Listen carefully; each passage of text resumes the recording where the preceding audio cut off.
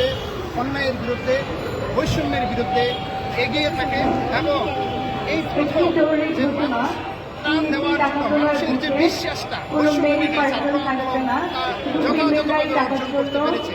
এজন্য আজকে যেখানে ত্রাণ নেওয়ার জন্য মানুষ লাইনে দাঁড়ায়, সেখানে দেওয়ার জন্য লাইনে দাঁড়াচ্ছে। কারণ এটা সমস্ত অর্জন এই ছাত্রদের বিশ্বাস, এটা মানুষের আস্থা। তারা মানুষের মনগড়ায় বুঝতে পেরেছে, তাদের বিশ্বাসটা সর্বশ্রেণীর মানুষ সহজভাবে নিয়েছে যে এখানে ত্রাণ দিলে সুষ্ঠুভাবে বন্টন হবে এবং মানুষের একবারে নতুন জাগরণ সৃষ্টি করেছে। তৃণমূল আপনি এখানে কেন এসেছেন? আমি এসেছি বন্যা কবলিত এলাকার মানুষের মুক্ত করার জন্য। আমরা এখন আসছি আর্থিক নগদ অর্থ দেওয়ার জন্য। এখানে আমরা ছুটে আসছি আমাদের স্টুডেন্টদেরকে নিয়ে। আমরা টিচাররা ঢাকা বয়েজ গার্লস কলেজ থেকে আসছি। আমরা আসছি এবং থাকবো যতক্ষণ পর্যন্ত সমস্যা থাকে।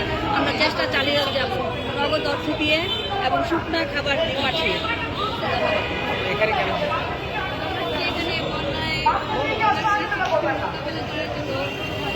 সবাই সাহায্য করার জন্য কি সহযোগিতা করেছেন?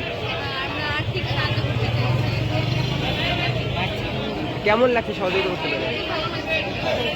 আপনার কেন গাছপালা থেকে আসছি যে আমাদের ছাত্র শিক্ষকরা মিলে আমাদের যে আর্থিক ছাড়টা কালেকশন করেছিলাম সেটা নিয়ে আমরা এখানে সহযোগিতা করার জন্য আসছি।